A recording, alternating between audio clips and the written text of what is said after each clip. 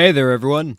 So I'm sure you remember the YouTuber Pauladice, pseudo-intellectual and pretend economist who was the subject of my video, the Alexandria Ocasio-Cortez of YouTube. More specifically, they promote the Austrian School of Economics, which makes it all the more hilarious they call themselves the Foundation for Economic Education, since Austrian economics is not within the scope of modern mainstream economics. And what I find completely baffling about their supporters is that, in my experience, they are so sure of themselves that they will denounce mainstream economics as fake economics. There are people who will say that somebody like Paul Krugman, who has a PhD in economics, teaches economics, has written economics textbooks, and has won a Nobel Prize in economics, does not understand economics. Yeah, that guy. So apparently he's been claiming that he's leaving comments under my video which are being removed, but I've honestly had no idea this was even a thing until a few weeks ago when it was brought to my attention that he pinned a comment under the upload of his original video I responded to, claiming I removed a comment of his and then proceeding to paste it. Well, I didn't. His comment was originally under my video and I can't find it under the spam filter, so my presumption is that he deleted his own comment after I left a response to it, then tried to rile his fans up to get them to mob my video with little to no success. So of course when this was brought to my attention, I went to his comment and proceeded to BTFO him again, twice. So far, this weaselly, lying, sniveling little cunt hasn't responded again, so if you want to go see this, you ought to hurry, cause I have a hunch he'll probably delete this thread soon. But anyway, where am I going with this, you might be asking? Well, firstly, I just wanted to expose this disgustingly dishonest, cowardly behavior on Pauladice's part, but also because throughout his comment responses filled with disingenuous attempts to backtrack on points which he was self-evidently wrong about and contradicted himself on numerous times, and obfuscations, he makes this bizarre non sequitur. Yes, at least not significantly. Now, K through 12, I'm sure. State governments and school districts absolutely dictate what can and can't be taught. But at the university level, it's pretty much up to the professors. Which is why you can't find a huge diversity of opinions ranging from Austrian to Marxian, girlfriend. So I'll ask you again. Do you think climate change is a hoax, given how conspiracy-oriented some of your videos are? It wouldn't surprise me. Which, for the record, the point of mine this is a response to is my argument that academia and the media are run by the state and therefore they're only going to function in the interests of the state. And yes, this is the sort of disingenuous argumentation we're dealing with, that this individual is actually attempting to deny the overwhelmingly Marxist and post-Keynesian slant to social sciences, which basically shows what an ideologically driven charlatan he is.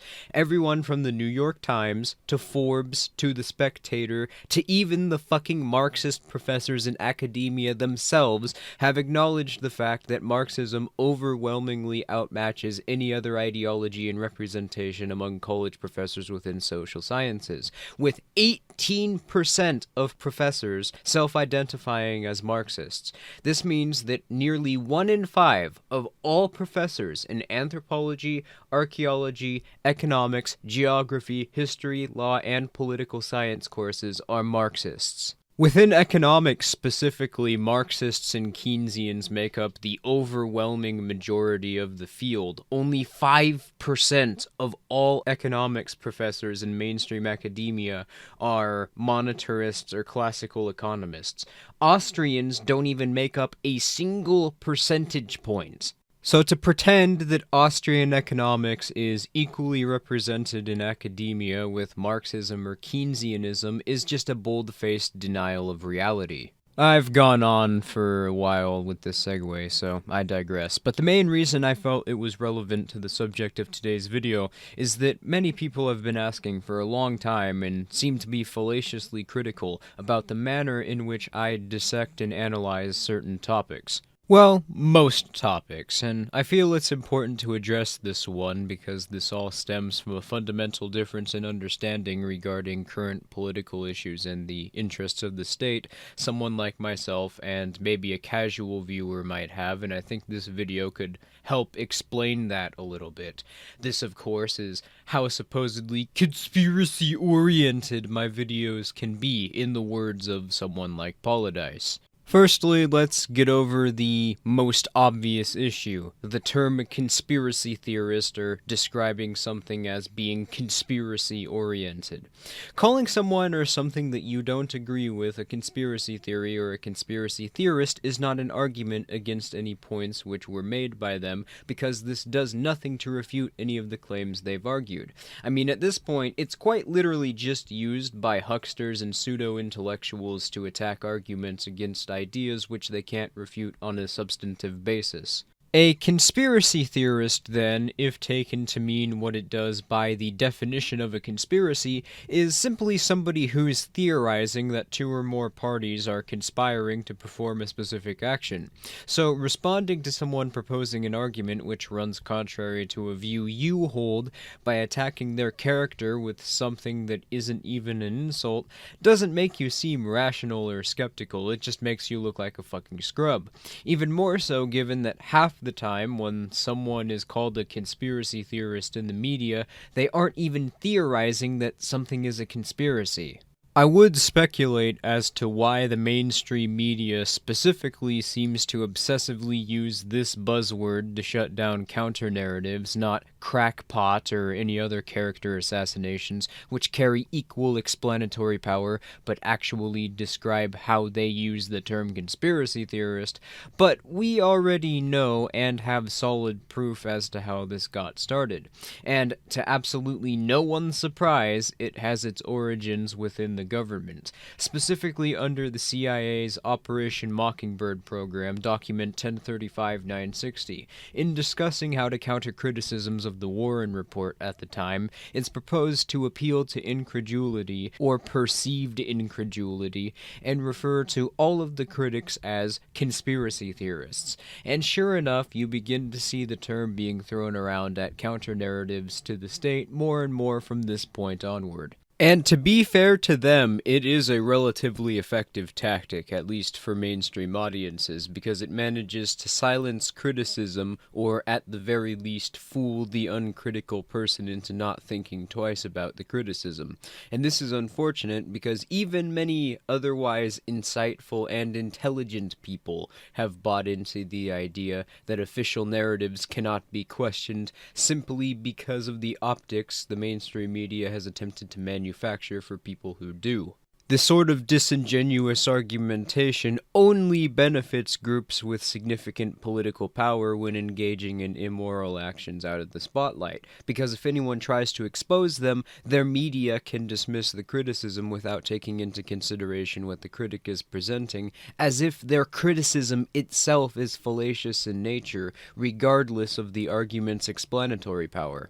Now, is this to say that everything which runs contrary to the narratives put forward by politicians or the media is correct, or that politicians and their media can never be correct about something, incidentally or otherwise? No, that would be the genetic fallacy. In other words, attacking the credibility of an argument because of the source who presented it and not the substance of the claim itself. The exact sort of reasoning that the media would use to bolster their constructed paradigm. What I am suggesting is merely that social context and political climate is not relevant to whether or not something is true, and that the only thing which matters in evaluating whether or not a claim has legitimacy is how well it explains things within the realm of logical consistency and observation. The ultimate irony in this, of course, is that the media will often resort to gaslighting and projection to claim that it's the people who are being skeptical of them who attempt to make observation and truth relative to political climates. Even funnier is when they do this while substantiating their own arguments with unfalsifiable, literal conspiracy theories, which are only being propagated for the state's specific agenda at the time, in the case of the whole Russiagate thing. But why I decided to make this video is more because of why this tactic is so effective and the previously noted incentives it serves, touching upon a more fundamental issue in not just political discourse and how people discuss issues, but how people process information and the assumptions they make related to the political system.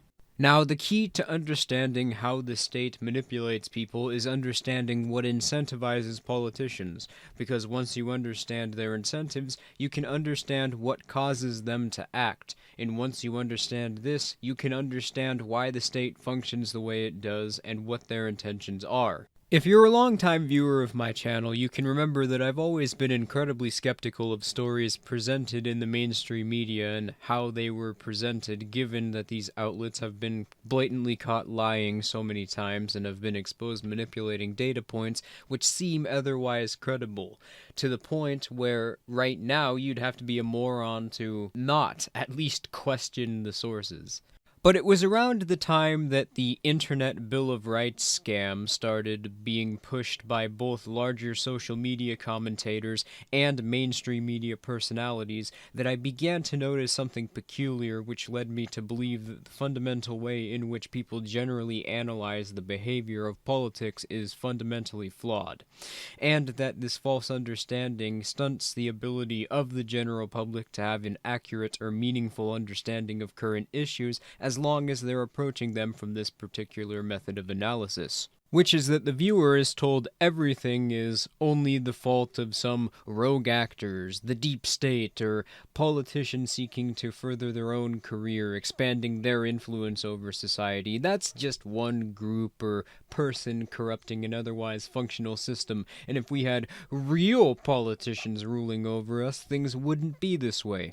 The idea is to poison the well using a snuck assumption, which is that everything in politics which goes wrong is the result of individual incompetence or ineptitude, and consequently is just a lone action which has no depth beyond it. Which, in any other situation, would be a valid position to take, but the problem here is that all government employees are, well, employed by the state, and therefore have the state's interests in mind.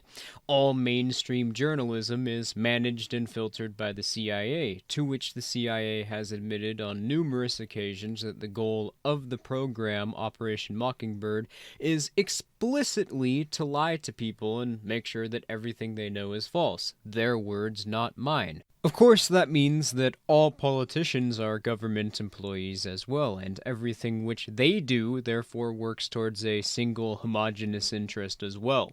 And essentially, the state's interests are fundamentally to obtain funds for itself in order to sustain a monopoly on arbitration, which is then used by the people who declare that they have dominion over the state to maintain dominance over society through coercion. And why it was specifically the Internet Bill of Rights which, for me, began to shed some light onto this was that the state-controlled media was attempting to argue for having the state nationalize social media by having the FCC dictate their terms of service and having the FTC criminalize content posted to social media the state arbitrarily deemed to be unfair, in the words of their own bill. Silicon Valley social media giants are, of course, subsidized by the state and have their terms of service dictated by government regulations from other countries, along with think tanks like the Atlantic Council, and the CEOs of which directly benefit from this as they can never go out of business, which is why they also support those same regulations which the media and politicians are claiming oppose their interests, which would actually cement their place in the market for eternity. I realized that there is a major conflict of interest within the mainstream media, but this one realization brought into question every single narrative in which our political discourse today is shaped around. For example, Donald Trump directs the CIA director as part of his cabinet, and the CIA writes and controls the stories presented in the media. And along with this, there are bills written every single year which have to pass the president in order to be approved, which give hundreds of millions of dollars in tax funding to these major media outlets which are supposedly unfair to Trump. With this taken into consideration, the media's narratives are literally controlled by the president, and the president is directing some of them to act as controlled opposition, while having some other outlets, also controlled by the state, come along and present themselves as a counter-narrative, which also promote controlled and false ideas, such as that the other outlets aren't acting in the same interests that they are. Essentially, the Democrat-Republican double standards within the media as they're presented among other political divides within the state are just Machiavellian constructions created by the said state in order to essentially manufacture an establishment versus anti-establishment overarching meta-narrative within narratives which are constructed by the state. Because everything the state does is for a singular interest, and because the media is controlled by the state, it's therefore impossible for the notion that these are just individual blunders or corruption on the part of one individual looking out for their own individual interests to be correct or logically consistent, because every single one of them is intricately tied in with more than one organization or action. Because of the incredibly autistic way in which all of these state actors pretend to be opposed to one another, and the CIA's admitted intentions behind controlling the media and consequently constructing these narratives, the most reasonable assumption to make at face value is that the government and the media are lying or are attempting to construct a misleading framework to lead you towards erroneous assumptions. The most accurate way, then, to analyze the state's intentions is through a meta-analysis of how each purported narrative is put forward by the media and works together with other media outlets, or how it works towards the interests of the state. Once you understand that everything any major media network, politician, or otherwise state-controlled actor says is working towards a singular interest, you will necessarily run into issues with most mainstream narratives about politics, since their purported narratives or intentions contradict their actual demonstrable interests. So, in short, the reason I attempt to meta-analyze everything the media or politicians say and often propose a conspiratorial slant on it is because it's literally impossible to take anything the media or the state says at face value with any sort of logical consistency, because every issue is presented within a worldview that's contradicted by observable reality, as I've demonstrated throughout this video, which necessarily must mean that the truth and true paradigm lies somewhere other than within the confines of the official narratives. Now, I have a more detailed video up about exactly what incentivizes the state to function the way that it does. A link to that will be located in the description. But anyway, thank you all for watching. Hope this cleared some things up for my more casual viewers, and I will see you all next time.